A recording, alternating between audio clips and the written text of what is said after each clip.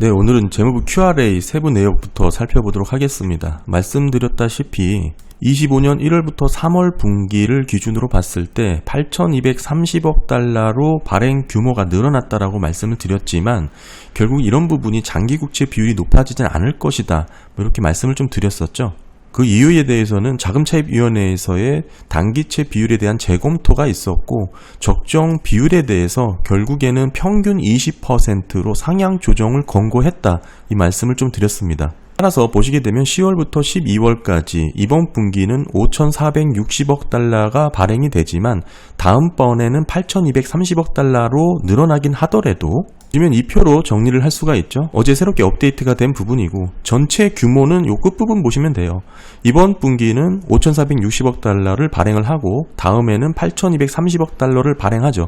이렇게 크게 증가를 했다고 하더라도 실제 보시게 되면 쿠폰이라고 보시는 게 중기, 장기채 이렇게 보시면 됩니다. 큰 변화가 없죠. 4,770억 달러에서 4,490억 달러로 오히려 줄어들었습니다. 따라서 T빌이 690억 달러에서 3,740억 달러 발행하는 것으로 크게 늘었습니다. 말씀드렸다시피 T빌 위주의 발행으로 이 증가분을 모두 채웠고요. 오히려 중장기채 같은 경우에는 4,770억 달러에서 4,490억 달러로 줄었다, 이렇게 정리를 하시면 될 것 같고, 구체적인 채권 입찰과 규모를 보시게 되면 이번 분기와 다음 분기는 동일하게 나오고 있습니다. 따라서 전체 발행량이 늘어났다고 하더라도 중기, 장기물에 대한 채권 발행 규모는 전혀 달라지지 않았다. 오히려 조금 달라진 부분은 이 파란색 음영을 칠한 부분이 있는데 결국에는 팁스 관련된 입찰권만 소폭 변화가 있는 것이고요. 따라서 QRA 관련해서 장기채 비중이 높아질 것이라는 그런 부분은 일단락 되는 것으로 확인을 할 수가 있습니다. 결국 T빌이 늘어난 부분, T빌이 늘어나게 되면 단기자금 시장에서 유동성에 직접적인 영향을 주게 됩니다. 이런 부분 궁금하신 분들은 단기자금 시장의 유동성 카테고리 보시면 좀 이해를 하실 수 있을 것 같고요. 더불어서 오늘은 사실 3분기 GDP 관련해서 영상으로 말씀을 좀 드리고 싶은 부분이 많은데, 그 먼저 ADP 민간고용에서 좀 정리를 해야 될 것 같습니다. 어느 정도 서프라이즈로 나왔죠. 10월달 ADP 민간고용 증가분이 23만 3천 건으로 기록이 됐습니다. 예상치가 11만이었는데 크게 상회를 했죠. 두 배 이상 증가되는 것으로 나타났습니다. 전월치도 14만 3천에서 15만 9천으로 상향 조정이 됐고 8월달 집계도 9만 9천에서 10만 3천 건으로 증가했습니다. 다만 7월은 12만 2천에서 11만 1천 건으로 하향 조정이 되었고요. 6월달도 상향 조정이 되었고, 전반적인 추세 자체를 보시게 되면 아래 차트는 이게 수정이 된 이후의 차트고요. 24년 4월부터 시작해서 5개월 연속 감소세를 보이다가 9월부터 시작해서 2개월 연속 증가세가 나타났습니다. 결국엔 이번 10월달 23만 3천 건으로 집계가 된 것이고, 저는 결론부터 말씀을 드리면 이번 10월달 집계는 합산 효과의 5해석이다, 저는 그렇게 평가를 하고 있습니다. 이게 무슨 말이냐면 전반적인 추세 자체가 미국의 고용이 강력하고 광범위하게 회복력이 있다라고 평가를 할 수 없다라는 뜻인데요. 궁극적으로는 일시적인 변동과 추세적인 변화를 좀 구분해서 살펴보자, 이렇게 좀 말씀드리고 싶어요. 이번 달 서프라이즈로 집계된 ADP 민간 고용 일자리 변화는 사실 개별 섹터별 일자리 변화에 있어서 일시적인 변동이 있을 거잖아요. 모든 산업별 일자리 흐름에 있어서 일시적인 변동이 있을 텐데 이게 이번 달 우연히 같은 방향, 즉 상승으로 정렬이 되면서 발생을 한 그런 합산 효과의 5해석이다, 저는 그렇게 보고 있습니다. 따라서 전체 합산에서는 큰 변화가 있는 것처럼 보일 수 있지만 실제로는 각 산업별 일반적인 변동성 범위 내에서의 움직임으로도 충분히 해석할 수 있다. 즉 개별 산업별 변화로 따져보면 자연스러운 변동성 안에 있는 그런 흐름인데 이게 10월달 전체 합산을 하게 되니까 큰 변화가 증가된 것처럼 나타났다, 이렇게 좀 설명을 드리고 싶고, 보시게 되면 단기 변동성을 제거해서 3개월 이동평균으로 보더라도 아직은 뚜렷한 하락세가 지속되고 있다, 이렇게 봐야 되겠죠. 물론 증가분이 줄어들고 있는 그런 둔화의 모습이긴 하고요. 다만 24년 상반기 들어서면서부터는 어느 정도 정체 횡보 구간으로 이어지고 이어지는 그런 모습으로 볼 수가 있고요. 더불어서 저는 ADP 민간 고용에 대해서 일반 시장에서는 사실 그렇게 신뢰도를 높게 보고 있지 않죠.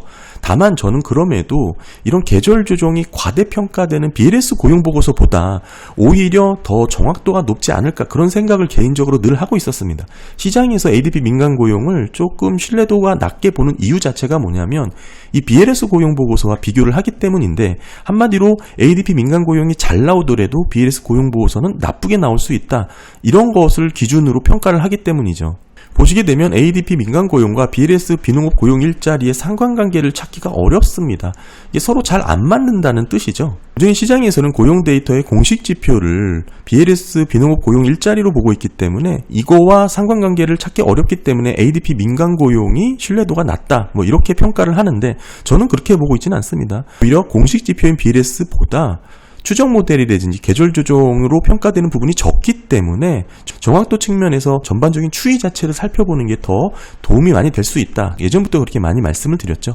더불어서 ADP 민간 고용의 헤드라인 일자리 추세와 레저 접객 일자리 추이는 높은 상관관계를 갖고 있습니다. 많은 부분을 차지하고 있는 게 이 바로 레저 접객 일자리인데, 따라서 이번 10월달 흐름도 만약에 실제 민간 고용 일자리가 이렇게 증가하는 흐름이 나왔다면 레저 접객 일자리 추이에서도 직전달 대비 증가되는 모습이 나와야 됩니다. 그런데 이번 10월달은 전달 대비 변화가 없었습니다. 37,000건 증가분이 지난달하고 동일했고 MOM 변화는 0%였거든요. 따라서 상당히 이례적인 현상이죠. ADP 민간 고용의 대부분을 차지하고 있는 레저 접객 일자리는 변화가 없었는데 전체 합산으로 계산을 했더니 크게 증가된 것으로 나왔다. 여기서부터 조금 이상한 이례적인 현상이다, 저는 그렇게 보고 있는 거고요. 더불어서 보시게 되면 6월달마다 큰 폭으로 계절 효과가 나타나는 것을 확인했습니다. 이런 모습조차도 전체 ADP 민간 고용 추이에서 동일하게 나올 정도거든요. 여름 휴가 시즌에 맞춰서 레저 접객 일자리가 급증하는 그런 모습이 전체 민간 고용 추이에 그대로 반영이 되는 겁니다. 상관관계 상당히 높다, 이렇게 볼 수 있고, 그럼에도 24년 6월 달에는 이런 계절 효과가 나타나지 않을 정도로 민간 고용의 위축 정도는 심각하다, 저는 그렇게 봤었고, 사실 최근에 2달 연속 증가세가 나온 이런 흐름 자체는 결국에는 일시적인 변동이고 합산 효과의 오해석이다, 이렇게 보고 있습니다. 좀 자세히 설명을 드리면 각 개별 산업의 민간 고용 일자리 추세선을 먼저 보게 되면 이번 10월달 변화의 모습이 결국에는 기존 일자리 추세의 변동성 범위로만 해석이 된다면 지금 전체 ADP 민간이 일자리 증가분이 과연 지속성 있게 또는 방향성 있게 해석할 수 있을까? 이런 부분에 대해서 한번 살펴보자 이겁니다. 제가 각 산업별로 일자리 증가분의 추세를 쭉 보여드릴 건데 한번 보시고 판단을 하시면 될 것 같고요. 이렇게 각 산업별 일자리 추이를 직접 보시게 되면 지금 직전달 대비 증가된 분이 과연 과거 변동성 범위를 이탈해서 추세가 전환되는 모멘텀으로 해석할 수 있는지 우리가 충분히 파악할 수 있다, 이렇게 봐야 되고요. 먼저 말씀을 드리면 이번 10월달은 제조업 그리고 천연자원하고 광물 이 섹터를 제외하고는 모든 업종에서 일자리 증가분이 나타났습니다. 네, 보시면 건설업 일자리죠. 직전달 대비 증가를 했지만 지금 위치 자체가 여기고요. 이 지금의 추세 자체가 뚜렷하게 방향성을 보인다, 이렇게 볼 수가 없고, 에듀케이션하고 헬스 서비스 관련해서도 마찬가지입니다. 직전달 대비 증가를 했지만 여전히 장기 추세는 둔화되고 있는 흐름이 이어지고 있다, 이렇게 볼 만한 여지도 있고, 파이낸셜 부분도 마찬가지입니다. 소폭이나마 직전달 대비 증가했지만 최근 흐름 보더라도 뚜렷하게 감소세가 이어지고 있는 그런 모습이 유지되고 있는 상황이고요. 인포메이션도 비슷한 추세죠.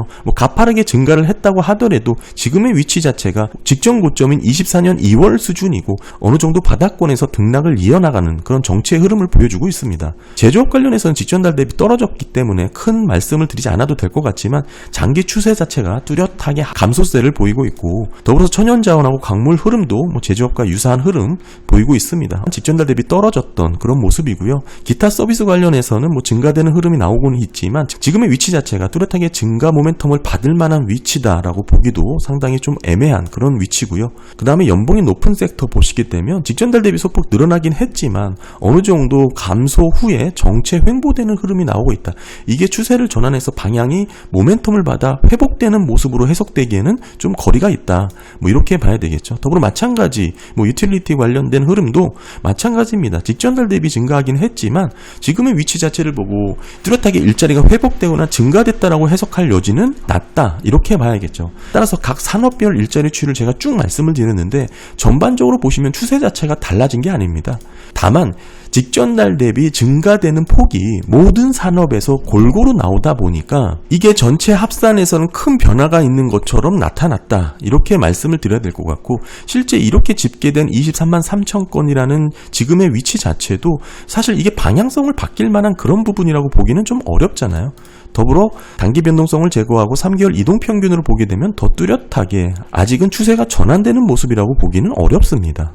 네, 따라서 저는 이번 10월달 ADP 민간 고용의 흐름을 합산 효과의 오해석이다, 이렇게 평가를 하고 싶고, 일시적인 변동 구간으로 해석을 하고 있습니다. 네, 감사합니다.